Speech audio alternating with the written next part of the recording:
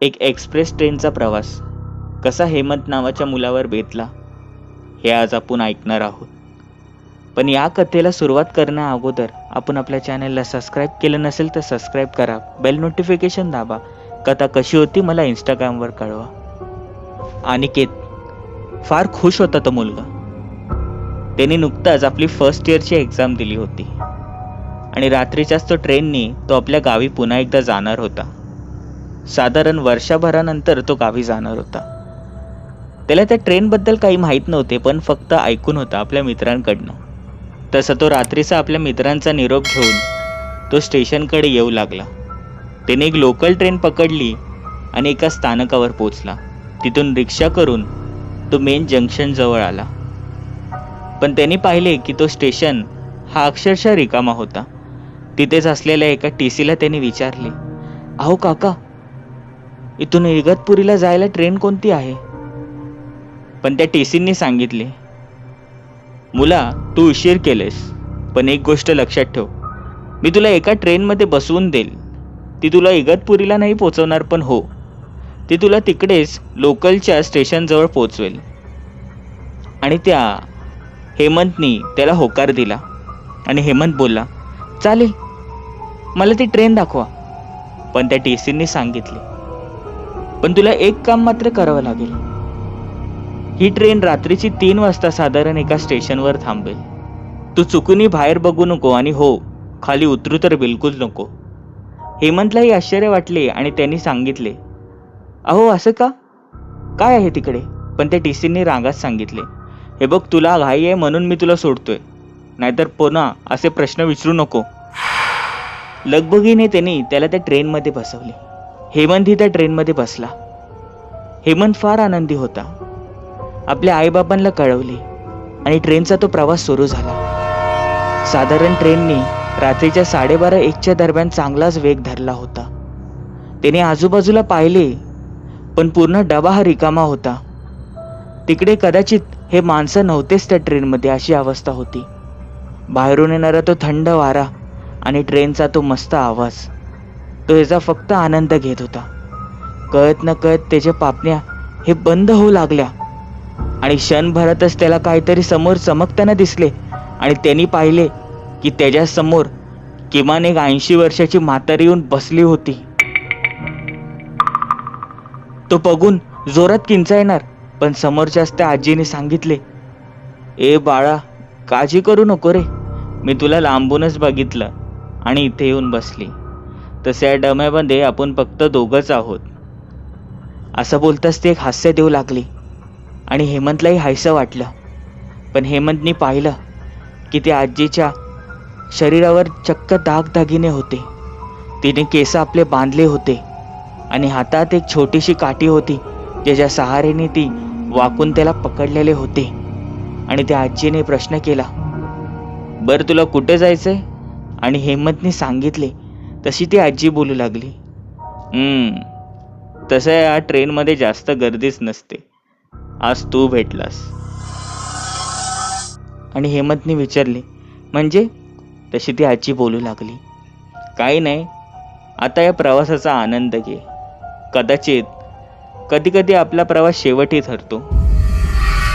त्याच वेळेला हेमंतने सांगितले, अहो असं काही बोलू नका आजी. पण त्या आजीचे डोळे हे फक्त हेमंतच्या डोळ्यांकडे पाहत होते, जणू तिला कसला तरी बदला घ्यायचा होता.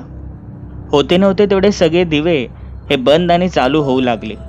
हेमंतला भीती वाटली, पण त्या आजीने सांगितले, अरे घाबरू नकोस रे, होत असतं असं. पण कळत न कळत हेमंतची नजर ही बाहेर गेली आणि त्या थंड वाऱ्यांमुळे त्याला झोप येऊ लागली. तशी ती आजी त्याला फार सतवत होती. कोणते ना कोणते प्रश्न विचारून स्वतःच गालातल्या गालात हसायची. म्हणून हेमंतने देखील आपले डोळे बंदच ठेवले होते. पण क्षणभरातच त्याची नजर पुढे गेली, पण पुढे कोणीही नव्हते. हेमंतला थोडं हायसं वाटलं, पण त्याच क्षणी खांद्यावर त्याच्या एक हात आला आणि हेमंतने विचारले, अहो आजी, तुम्ही इथे कसं काय? तशी ती आजी बोलली, अरे काळजी करू नकोस, मी तुझ्याच आजूबाजूला असणार आहे. पण हेमंतने त्याच क्षणी रागाच्या भरात एक झोप घेण्याचे ठरवले. आपले डोळे बंद केले आणि काही क्षणात त्याला जाग आली तर त्याने पाहिले बाहेर चक्क अंधार पसरला होता. काही दिव्यांच्या सहाऱ्याने फक्त एवढे कळत होते की तिकडे एक स्टेशन आहे. समोरच नजर गेली तर ती आजी त्याला तशीच एकटक पाहत होती. हेमंतला थोडी धरकी भरली आणि विचारले, "आहो आजी, असं का बघतायत? घाबरेल नाही का?" पण त्या आजीने सांगितले, "अरे पोरा, तू तसंही काही खाल्लेलं नाहीयेस. जा जा जाऊन काहीतरी खायला घे, काहीतरी प्यायला घे." पण हेमंतने सांगितले, "नाही नाही, नको, असं काही बोलू नका, माझी इच्छा नाहीये." पण त्या आजीने सांगितले, "अरे मी तुझ्या आजीसारखी, काळजी करू नकोस रे." आणि तिने कळत न कळत आपल्याजवळ असलेली ती 100ची नोट काढली आणि बोट दाखवले बाहेर आणि बोलली, "जा, तिकडे ते छोटासा गाळा दिसतोय, तिकडून जाऊन काहीतरी खायला आण, जा जा रे जा."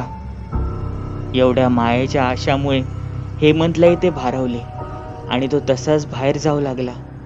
त्याने कळत न कळत बाहेर उतरायच्या आधी एक नजर त्या स्टेशनवर टाकली आणि मनात पूर्णपणे धडकी भरली. तुम्हीच विचार करू शकतात, तुम्ही खाली उतरणार आहात, पण ते स्टेशन पूर्ण अंधारात होतं, तिथे कोणीही नव्हतं, तर तुम्ही काय कराल? हेमंत कसाबसा हिमतीने उतरला आणि पुढे चालू लागला. पण त्याला असे जाणवू लागले की त्याच्याच मागे कोणीतरी आहे. कळत न कळत तिकडचे सगळ्या लाईट हे पुन्हा एकदा बंद आणि चालू होऊ लागल्या. बघता बघता तो त्या छोट्याशा टपरीजवळ पोहोचला. त्या गाळ्याजवळ जाताच त्याने पाहिले की ते पूर्णपणे रिकामे होते, जणू तिकडे कोणी नव्हते. मनात एक चीड आली आणि पुन्हा एकदा तो त्या ट्रेनमध्ये जाऊन बसला. पण ट्रेनमध्ये बसताच ती आजी जणू त्याला रागात पाहत होती आणि ती रागातच बोलली, "तुझ्याकडनं तर एक काम पण होणार नाही." आणि रागारागामध्ये त्या आजीने हेमंतला एक छोटीशी प्लेट दिली आणि बोलली, "आता ही प्लेट घे, यात मला पाणी तरी आण." हेमंतला चीड आली, पण हेमंतला हे करणं भाग्यच होतं. तसाच हेमंत खाली उतरला, पण पुन्हा तोच भास होऊ लागला. पण ह्या क्षणी जे होणार होते ते हेमंतने कल्पनाही केली नव्हती. हेमंत तसाच चालत होता, पण त्याला वाटत होते की त्याच्या मागे कोणीतरी आहे. तिथून जणू एक वारा त्याच्या मानेला लागत होता. पण त्याच वेळेला स्टेशनचे सगळे दिवे गेले आणि तिकडे एक मोठा अंधार पसरला. आता हेमंतला पुढे काहीच दिसत नव्हते, पण आजीचा मागून आवाज आला, "अरे ए पोरा, घाबरू नकोस, सरळ जा, सरळ बघ, तिकडेच एखादा नळ असेल." आणि हेमंतला थोडं हायसं वाटलं. तो तिकडे जाऊ लागला. त्याला तो नळ दिसू लागला. तिकडून पाणी घेणार, पण त्याला आठवले की आजी तरी ते कधीच आली नव्हती. तिला कसं माहीत की इकडे नळ आहे? पण स्वतःची समजूत काढली आणि तसाच तो पाणी घ्यायला लागला. पण ते पाणी घेता घेता त्याला असू जाणं लागले की रात्री पण देखील ते पाणी हे गरम येत होते. हे असे का होत होते त्याला समजत नव्हते.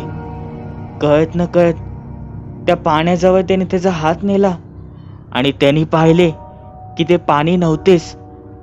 त्या नळामधनं मांस आणि रक्त हे येत होते.